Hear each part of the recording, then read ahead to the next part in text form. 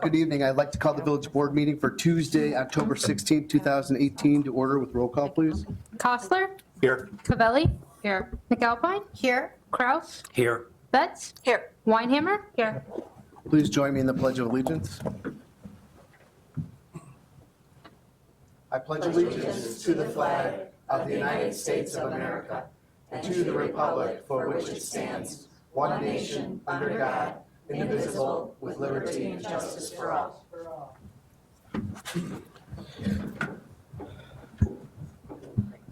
Thank you. I'd like to move to the open forum where the public is invited to make an issue-oriented comment on any matter of public concern not otherwise on the agenda. I've had nobody sign in. Is there anybody here who'd like to address the village board on anything other than what's on the agenda? Anybody? All right, we'll go ahead and close open forum. A couple things on my report tonight, a couple of proclamations. The first one is National Red Ribbon Week. Life is your journey, travel drug-free. Whereas substance abuse is particularly damaging to one of our most valuable resources, our children, and a contributing factor in the 3 leading causes of death for teenagers: accidents, homicides, and suicides. And whereas it is the goal of the Red Ribbon Week and the Village of Cary to involve families, schools, businesses, churches, law enforcement agencies, and service organizations in all aspects of this campaign and establish an atmosphere that supports awareness, education, and ongoing initiatives to prevent illegal drug use. And whereas the Red Ribbon Week campaign theme promotes family and individual responsibilities for living healthy, drug-free lifestyles without illegal drugs or the illegal use of legal drugs. Now, therefore, I, Mark Koenig, Mayor of the Village of Cary, do hereby proclaim October 23rd through the 31st, 2018 as National Red Ribbon Week in the Village of Cary, dated the 16th day of October, 2018. Our second one is a proclamation for World Polio Day, October 24th, 2018. Whereas the Rotary Club of Cary Grove is a member of the Rotary International, the world's first and one of its largest non-for-profit service organizations, founded in Chicago, Illinois in 1905. And whereas Rotary in 1985 launched Polio Plus and spearheaded the Global Polio Eradication Initiative, which today includes the World Health Organization, U.S. Centers for Disease Control and Prevention, UNICEF, and the Bill and Melinda Gates Foundation to immunize all the children of the world against polio. And whereas polio causes have dropped over 99.9% since 1988, and the world now stands on its threshold of eradicating this dreaded disease, and hereby eliminating the threat of polio cause paralysis to every child in the world. Now, therefore, I, Mark Koenig, Mayor of the Village of Cary, do hereby proclaim October 24th, 2018 as World Polio Day in the Village of Cary, and do hereby encourage all residents to join Rotarians of the Rotary Club of Cary Grove in the fight for a polio-free world, dated the 16th day of October, 2018. And we happen to have our president of the Cary Grove Rotary with us here. It's, Chief Finland is our local president, so thank you for all you do, Chief, for that. Moving to the consent agenda, I've been asked to pull 2 things, number 1 and number 6. So I will entertain a motion to approve consent agenda items number 2 through 5 as shown on the village's website and is displayed on the video monitor during the village board meeting. So moved. Second. Roll call, please. Weinhammer. Yes. Costler. Yes. McAlpine. Yes. Betts. Yes. Cavelli. Yes. Kraus. Yes. Thank you. Moving to number 1 on the consent agenda, I will entertain a motion to approve the warrant dated October 16th, 2018. Mayor, not to interrupt, I'll be recusing myself on this issue, so if somebody can come and get me once you're done with it, I'd appreciate it. Okay.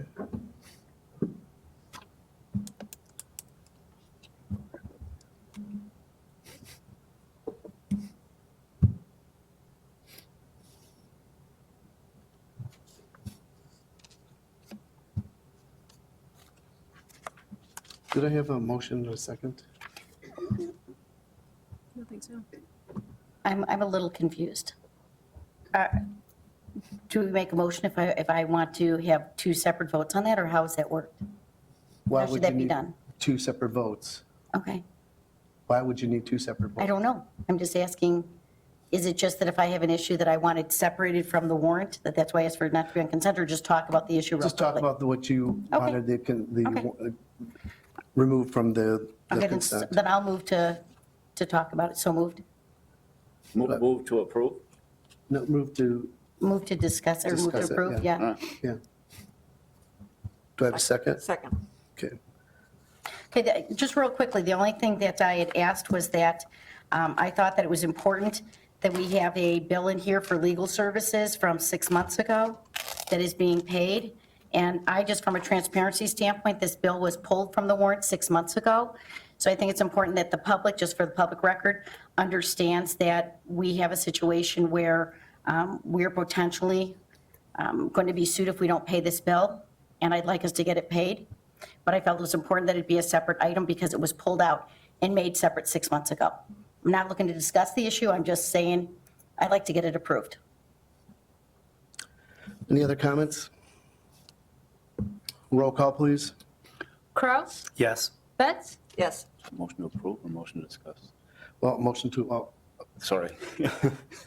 normally when we had the, well, you're the lawyer. Right, so it would be. Normally, we make a motion that gets us into the discussion mode, and then after the discussion, if there's no more discussion, we move to approve it. Okay.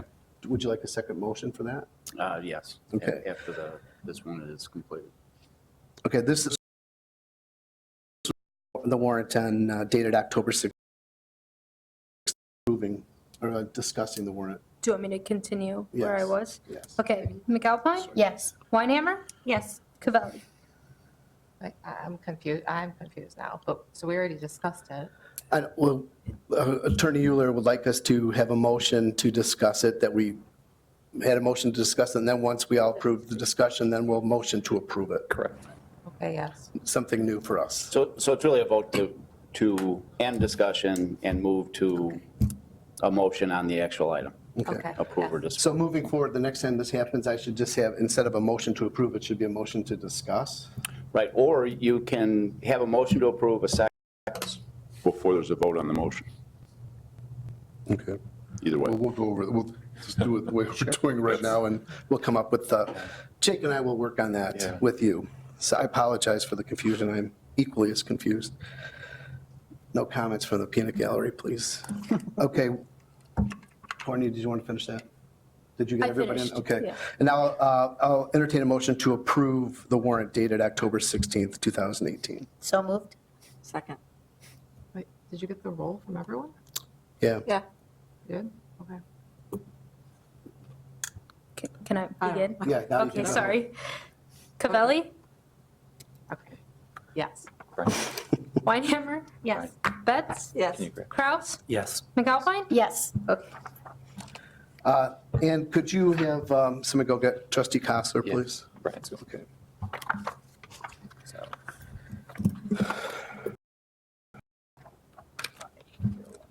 Right.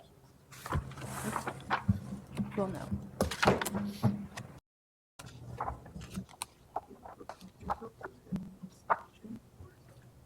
No, it's not essential. So it's not. Extension actually counts with majority.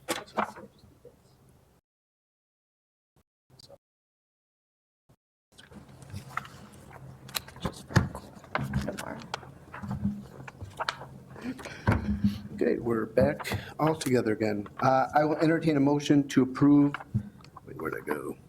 Well, this has to discuss. What to do? Where are we in the agenda now? Number Just read it? 6 is, yeah. just Okay. read it as- All right, I will entertain a motion to approve an ordinance granting certain text amendments to the Village of Cary Ordinance to add an associate member to the Board of Zoning, Planning, and Appeals. So moved. Second. Typically, in the past, then we've gone into discussion on this, and then once the discussion is ended, then we go for the roll call. Okay. Is that Sound- okay? Sure. Okay. There've been a couple people that asked for number 6 to come off. Brian, Yeah, did you want to? Okay, go ahead. So one slide I can put up.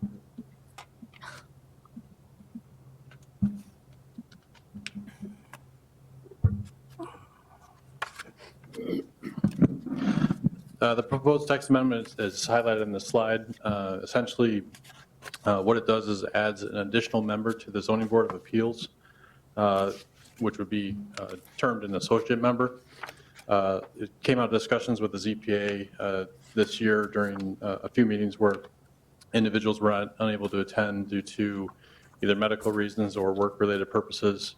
And it's a tool that's utilized, has been utilized by a community that I used to work for, and also a community that one of our ZPA members used to work for as well. It's a tool that's a way that you can have an additional member on the board that would participate in discussions when cases are presented during case instances where you have the entire board present. So this 8th member would be allowed to participate in the discussions if all 8 members were present. But if one of those regular members were not present, then they would be able to fill in and be voting in that instance, so that if one member was missing, as a particular case, you'd be able to have 7 members voting on the case before that evening. It's also a good tool or means to provide individual to be trained on how the board operates. And then if a member were to leave for any reason, either stepping down or moving out of the community, they can step right in and fill that position, and you'd have a full board, and then you're filling the associate member from that perspective. So it's a very minor adjustment, but would add that additional member to the board that would be able to participate in the meetings going forward. Happy to answer any questions you may have. This is what we're in the process too right now of looking to complete interviews for as well, to find this eighth person. So we have 5 folks that Trustee Kostler, Trustee McAlpine, and Chair Corey are going to be meeting with here to interview, and we'd hope to find the 8th person out of one of those 5 candidates. How many openings are on the board right now? Or are we just interviewing for this one new position that One new created? position, yeah. There was one individual that was looking to step down for various reasons, but he's not looking to stay on the board. So currently we have a full board, but during this year we've had a number of instances where we've only, of let's say 13 or 14 meetings that we've had the full contingent of all 7 members present once. And One instance where we were not able to get a quorum out of town for work. So adding this member would give us the ability to have initial person there that would filling quorums from that perspective. But this would be the only opening that currently is on the board. We want to make sure that we get the Board of Zoning Plan and Appeals business done efficiently here. That if residents or businesses come before the board, that we're certain that we're going to have at least a quorum to be able to hear their case. We had that situation earlier this year that Director Simonson mentioned that we didn't have a quorum present, and I get that people have outside commitments, both work professionally. We've had some health challenges too, from what it sounds like as well, and this is just another way here to have another individual that's able to fill in here to ensure that we can get business done efficiently here at the village. When a situation occurs, when somebody's out on town for work, do they let you know prior to that, or is it? Generally, yeah. So when we are having a meeting that's taking place, we'll discuss what's coming down the pipeline as far as cases. And if I'm anticipating that we'll have a meeting on a certain date, I'll let the board know that, and some of them will let me know at that point that they won't be able to attend that meeting if they're not able to attend. But generally, the agenda packets go out the week before the meeting, and that's usually when we'll know if there's a conflict is in that short time period. And the one instance that we had later this summer, it did happen that 4 of them weren't able to attend for various reasons.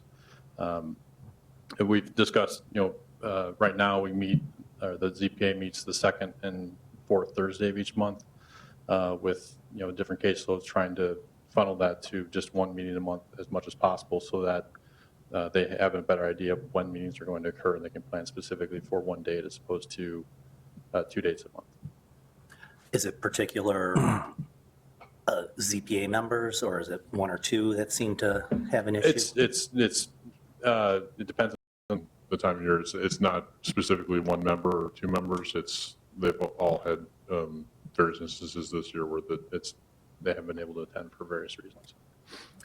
I just feel that if there's an issue with them attending meetings, either they should step down and we get people that can show up, or, or they start showing up at the meetings. Yeah, we understand that. It's tough sometimes. Like I said, I mean, people do have commitments outside of the Village of Cary, and we give some leeway to that. This is more or less a volunteer position. I look at it. I think they get paid like $20 a meeting here, and they provide a valuable service to the Village of Cary. And so I understand the comments here on it, Trustee Kraus, and the Chair Corey here of the Board of Zoning Plan and Appeals has had conversations with the members to try to make it as to the best of your ability. So. What would constitute a quorum then on the ZPA? Still be 4 would be a quorum. 4 members. that Correct. would need to be there. So if all 8 members with the associate member show up, only 7 will be able to vote on a case. So that 8th member would still be able to participate in deliberations and part of the discussion. They can ask questions and deliberate with the board as far as what is the topic for that evening. But when the roll call would be taken, if that member's there and we have the full contingent of the ZPA, their name wouldn't be called. Missing, and the associate member was there, we'd have 6 members present, so we'd have 6 votes on the matter. But 4 votes is all we need. 4 votes is all you need, yeah. So 4 votes would remain the quorum. And we've only had one instance where we weren't able to carry on business. Correct, this year, yeah. Okay. We had our paid consultants here plus residents, and we weren't able to conduct business. We're just trying That from the future. And I will say too, it's not specifically just for hosting a quorum, because we've just to be present. It is a good tool as far as training individuals, from a zoning board perspective. You are dealing with more land use regulations, more of a court proceeding, if you will. So it would train a new individual in kind of how that board would operate, kind of on the fly. If the entire board were present and they were there as well for several meetings in a row, they'd learn. And then if you do have somebody that To vacate the position for whatever reason, application process to find somebody to replace that, but during that time period, you would have a full board to be able to vote on that as well. Okay. I'm not in favor of this, but I agree with Trustee Kraus, and I view this as a pretty major change to the way we do things in the ZPA, because The way I look at it, this associate member could actually potentially be the most powerful voting member on the board, whether they vote or not. Depending on what the makeup is of how the board's going to vote, if it's a 3-3 split or whatever, this person could sub and vote a different way than somebody who is absent, and it could flip the whole outcome of everything. I'm trying to look at this from, do we have a problem getting quorum, which doesn't seem like it's really the case because you're saying it's one time, or do we have a problem with getting the 4 votes needed to approve something? That's a whole different animal. And I'm wondering if maybe we can, or if there's a way to reschedule the meetings. I know they can. We need their 48 hours notice, but if we know that there aren't going to be, or at least quorum, or maybe 5 people, that the meeting could get rescheduled so that they can accommodate the petitioners. That's my thoughts. Did you want to interject anything? No, it's just a recommend.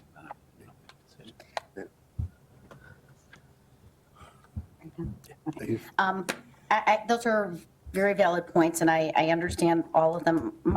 My concern, of course, is getting business done. I think that for it to happen one time is one time too many.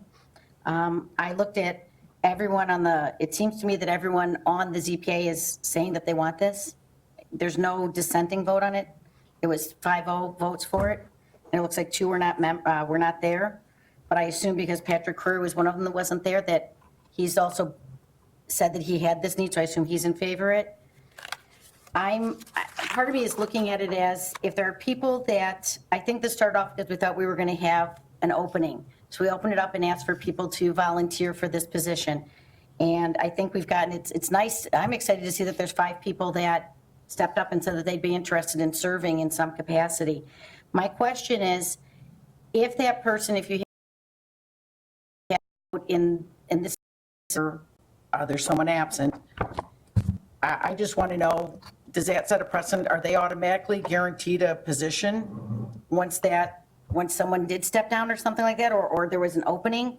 I'm kind of curious, if there's a new mayor and we went through this, and let's say, Mayor, that you and Patrick Curry decide, here's the final, decision on who it is, and there's another mayor 10 years down the road, or whatever it happens to be, at any time, is it going to create a problem if that person doesn't get, that they're not offered that position? Does that make sense? Well, I think it still would remain a mayoral appointment. Okay. And it would be up to whoever sits in the seat is to make that decision. But I think this is a good practice. I mean, to answer your question about, and this wasn't something that I brought up, just to clear the air on that. This is something that was brought up to staff as well as the ZPA to make sure that we don't have an instance. And this, the more I heard about it, and there's a lot of other communities that take part in this practice, it helps us train individuals, because the ZPA position is a very technical position. There's a lot of institutional knowledge that has to be absorbed, and the codes and the ordinances have to be really understood. And this will give somebody an opportunity, and I do think that they would naturally progress into a regular role, and then you would go into that next role of hiring an associate again. If that's the way the board wants to see it move forward, that's fine. I'm open to that. This was a recommendation by staff and the ZPA. I think it's good standard practice so that we don't have any issues moving forward. And it seems to work in other communities as well. So I have a question. Could we modify it maybe just a little bit where this alternate is only voting in circumstances where there is no quorum? So rather than, and that may kind of mitigate some of the stuff that Trustee Kostler is saying, that, so just because one person's gone doesn't necessarily mean that person would get a vote. They would only get to vote if there were no quorum, to alleviate the not having, or having people there and not having the meeting. So in that case that you mentioned last year, that's really one time that person's voting in those like very unique circumstances. So it kind of bridges that gap that I think a lot of people have mentioned. You can do it that way if you wanted to specifically tailor the opportunities for the alternate member to participate only when you lack a quorum under that circumstance. You could tailor the language that way. So they can participate, they just can't vote. You could Well, tailor They it. can only vote, you're saying only vote Yeah. if this Right. would create a quorum. Correct. So wait, Ellen, I'm sorry, Trustee McAlpine. So is your question saying that they would still be attending the meetings and participate in the discussion, they just wouldn't vote on it? Well, that's what I'm asking. Okay, that's what I thought you were asking. Yeah, that's They what I'm would be still asking. participating in the Yes. meetings? Okay, so they would still be at every meeting? We'd want them to, yeah. We'd want them to play an active role, so. As Director Simmons had mentioned before, I mean, we see this as being a kind of a training ground here for future zoning board members. So it's not guaranteeing that that associate member is going to be on the zoning board if there's a vacancy, but it'd be a good stepping stone for someone to learn, see how business is conducted. And there are other instances too with, from a positive recommendation that comes out of the ZPA, if you only have, if this member is, only has the ability to vote when there's not a quorum, if 3 members show up plus the associate member, so that then you'd have 4 members present.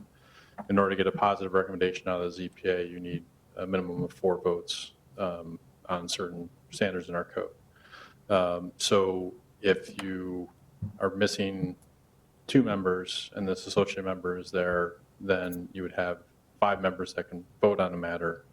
And if the vote was 3-2, as an example, that motion wouldn't carry from the ZPA with positive recommendation. It would require a larger vote from the village board to overturn or actually vote for that type of recommendation. Whereas if the member did have the ability to vote in those instances, and you had 4 positive votes coming out of the ZPA, that would be a positive recommendation to this board. Yeah, but I think that also goes back to what Trustee Kostler was saying, is that can totally change the vote that could happen if it were the regular member. So, I agree with that. Yeah. I mean, I understand the logic behind it. The reason for having the additional member is that if there's generally a positive recommendation coming out of ZPA, if it's a 3-2 vote, just an example, and generally the majority of the board is in favor of that request, even though don't have the necessary 4 votes to get this level because you're missing 2 members. Having this additional member would allow you to get closer to that vote that you would need to, potentially get if there is support for it on the board. Not to say that they would swing every vote beyond that 4 limit, but it would give the opportunity for a petitioner to go through a process from that standpoint to get a positive recommendation if the full board is not present. That's the main reason for the reason, but I understand the point you and Trustee Gossett are making. and are they under the same, do they do the same thing that we do as far as they can only call in under certain circumstances, work, medical, there's those very limited They circumstances, or cannot can call they Yeah, cannot call no, in It's period? just for the village board. It's It's a just for, judiciary hearing, if you will, from based on the Okay. nature of the zoning board, they have to be present to hear the testimony and vote on the matter. So they cannot call in. there's no way around that then, no. to call in? It's kind of it's a Or- quasi judicial system, so they have to be physically present for it. But even if they got a negative recommendation from the ZPA, it still moves forward. It's not like it kills their project. Correct. It doesn't kill, yeah. It just changes how Correct. we It can changed vote here. the vote requirements at this Right. level. Right. So as opposed to a simple majority, it would require a supermajority in certain instances to grant that approval. We can adjust the language if that's the will of the board here. If we want to adjust the language here, we can do so. Trustee Kraus, you had echoed my thoughts. I was going to say the same thing. And just because they got a negative recommendation doesn't mean we can't overturn that here. And that's sort of the essence of the system. It's a check and balance. And I'm okay with that, So this seems to be a little bit of an end run around to get positive recommendation and everything. And I don't know, somebody remind me, I can't remember the last time there was a negative recommendation. It was probably 3 years ago. But it doesn't happen very often, so I'm failing to see the necessity for this. And So what are you what's the verbiage that you would like to see placed in here so we can move this forward? Is that would only be, the associate member would only be able to vote if there was not a quorum. So the original 4 members have to vote. Is that what I'm hearing? No, if there's 3 members and then this associate member then is part of the 4, Right, they have to vote. then he can vote. Right. But if there's 4 people here plus him, he can't vote, or she. He wouldn't vote, no, he or she. That's what you're looking for? I think we need to clean this up a little bit. I think I might recommend tabling this to the next meeting to get this cleaned up until we get everybody's wishes down. I'm hearing it's just a simple text amendment, so to speak, that we would just strike so we can kind of clarify. Yeah, we'll work on it. Specify the voting Yeah, authority. we'll work on it. Yes. Yep. And then would we be able to put this on the consent agenda on the next meeting? If you'll have read it, it will be in your packet. So would that be all right, or you want to discuss this again? I would like to see what you come up with before it's put on the consent agenda. Okay, well, you'll get it in your packet. We can put it on the consent agenda, and as we did here, we can pull it off. But just for That's fine. simplification and moving things, expediting things, if everybody's in agreement, why don't we do that? So we'll have staff put together a text amendment on this with the information that we've gathered tonight, and we'll put it on the consent agenda. And if it doesn't approve, if somebody has a question, we can always pull it off. Well, then I'll make a motion to table it. We have to make a motion to table it. Second. Okay. Jim seconded. Courtney, can you take a roll call on that, please? Yes. McAlpine? Yes. Betts? Yes. Weinhammer? Yes. Kraus? Yes. Kostler? Yes. Cavelli? Yes. Okay.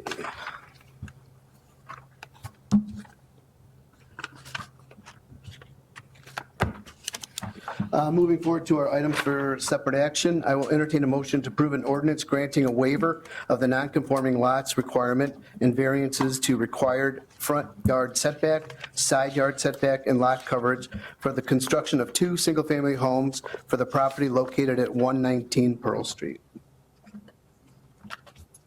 So moved. Second. Thank you.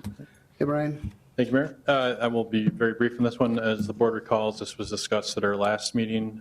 It was continued as the petitioner was unable to attend that meeting. They did observe the meeting online, so they were aware of what the questions that were asked the previous meeting. But at this time, I'll invite them forward that they can provide some additional information on the project and also can answer some of those questions that you had last week. And I'll be happy to answer any additional questions that come up as well.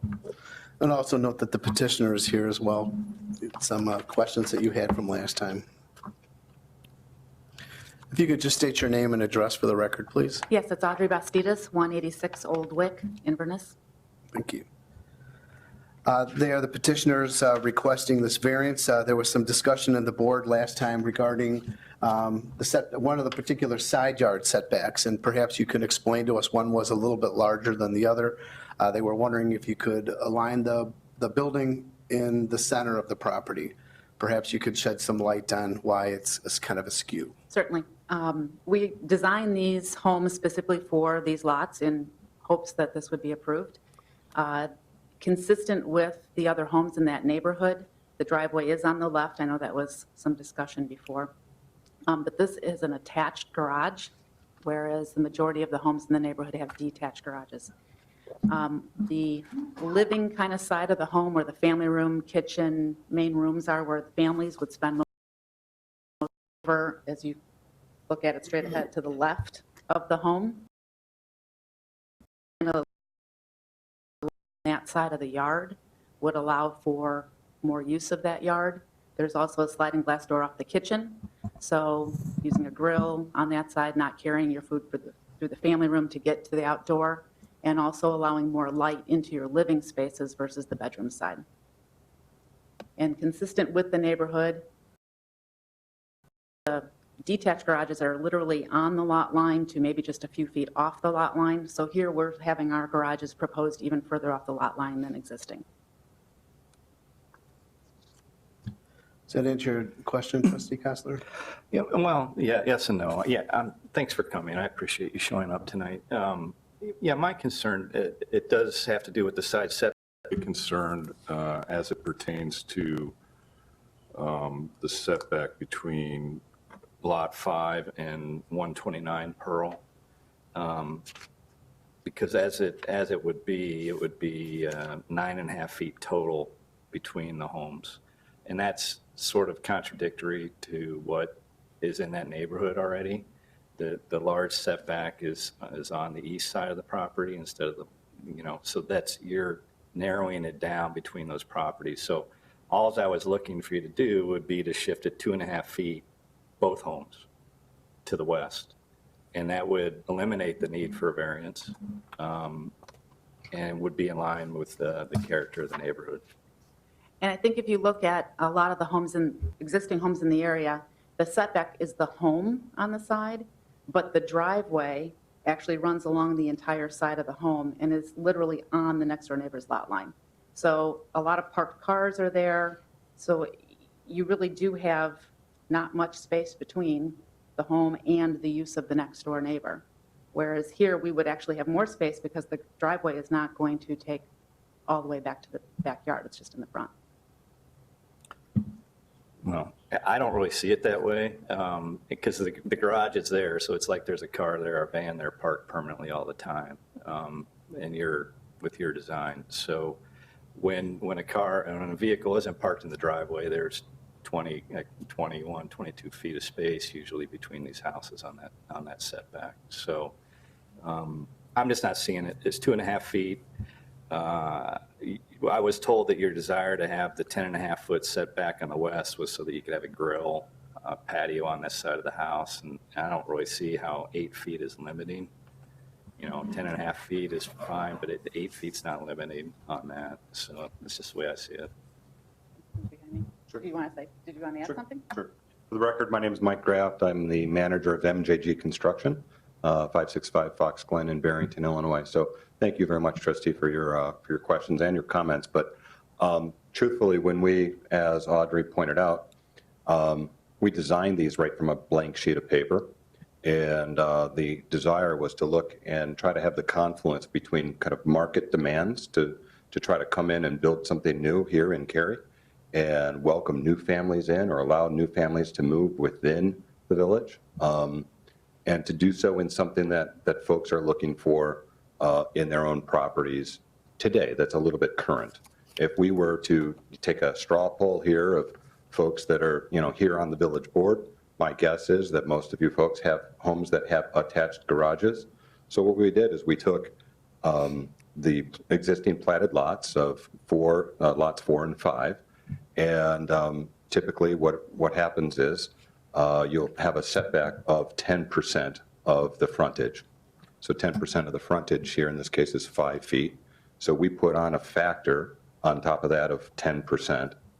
And the reality is that when we set the houses in, the houses would be set at 6 feet, but math being math, and what often happens, and forget curvature of the earth and only a 132-foot road lot, but what happens sometimes is sometimes you're, a couple inches off when you lay out the foundation. And you can look at your own plats of survey and kind of verify that. But so what we did is we looked at that. We took into consideration having a slider with, light and good penetration and air movement and everything else from the western side, so that it'll make that whole breakfast kitchen area illuminated a little bit better. Those things absolutely were things that we thought about when we planned it. But as you can see from these two particular homes that we plan on putting here, we can't go in and we can't just say, oh yeah, this is exactly what we're going to do. We need to make sure that there's a little bit of wiggle room, if you will. So that's why the request came to be at 5.5 feet. When we lay it out, like I said, our intent is to have it 6 feet and then 10 feet. The houses, if you were to look and see, hey, the rest of the houses, we want you to be commensurate with the neighborhood. Well, in fact, the rest of the neighborhood, the houses are not put directly centered on the house. And that's, of course, because their garages themselves are either exactly on the lot line or within a half a foot or 1 foot, maybe 2 or 3 feet.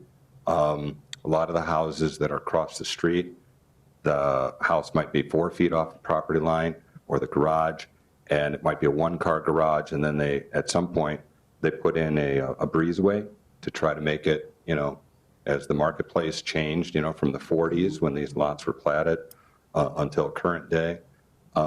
Folks, we're just trying to make sure that the design and the petition here before you tonight is more commensurate with something that is marketable. So honestly, we appreciate your suggestions and whatnot, but if at all possible, we'd like to do it this way. Is there flexibility? You are the board. That's why we're here before you.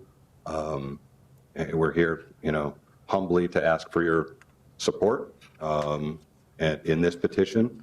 If it's the board's decision to kind of change that or alter that, obviously there's good adult-like conversation going on about it, but those are some of the reasons that went into this in the design. Do you have any comments? Well, did you want to say anything else? Okay. I appreciate that. Thank you for sharing what your thought process was on that. I do think I like the idea if it's going to be a kitchen and a living area to have more of the light and the airflow. So I appreciate that very much. I went by the area. I can see, you're trying to fit in with what's there. And I think it's exciting to get these couple of lots done. And I am going to rely on your professionalism, and you are experts at this. So I welcome that you are wanting to bring this to our community. Trustee Cross, do you have any comments? I just feel that we looking to try to consolidate these smaller parcels as opposed to breaking them apart. We talked about the tower, the corner that we're trying to develop there, and the lot behind it is a double lot. So I would just assume keep one as 119, a full lot. Okay. May I make a comment on that? Sure. Just again, for the record, so at some point, there was one home that was put on there, but those lots remained as individual lots. So you'll see it on the plat. It still exists as Lot 4 and Lot 5. Just point of. Okay. Trustee Betts, you have any comments? I have no, I like what you were saying. At first, I was a little, looking at the pictures, I was like, well, wait, you should move it over to the other side. But I totally understand with the light coming in, it is nicer to have full light than on the other side, no light. But, so I trust your professionalism. Hammer? I spoke, there was a member, letter, spoke to her in her packet. She said after talking to me, she was more okay with it, and she talked to her neighbor about it, and they were fine with it too, so I am fine with it. Good. Trustee Capelli, anything? It does seem kind of cramped to put two houses. That whole area looks very tight to me. I'd prefer it to just be one lot. I do like the designs you guys did, so. I think it's a great opportunity to bring some new life over to that part of town. If you look at I looked at the Google Maps, a little bit more expansive over here. I think that the two homes there would fit in nicely. I remember I was on the board when that house burnt down, and it was a good opportunity. I can't believe it's been that long that it's taken us to get that built, but I think it's good. When you look at the sight lines, driving up and down the street, I think it would fit in nicely. There's not one of these houses that are there that are perfectly centered on a lot. Everything is off-center, and I think it would fit nicely into that area. I like the idea that it's a two-car attached garage. People in, hopefully we can get some millennials to buy some houses in here, and they like outdoor living, so giving them more of a space to move outside of their kitchen and dining area, I think that's forward thinking, so I do support this project as well. Is there any other comments on this? Courtney, roll call, please. Betts? Yes. McAlpine? Yes. Kostler? It's not that I don't support the project, it's that I don't support the setback, so I'm a no. Weinhammer? Yes. Cavelli? No. Kraus? No. Yes. 33. Mayor? Yes. Yes. 4-3.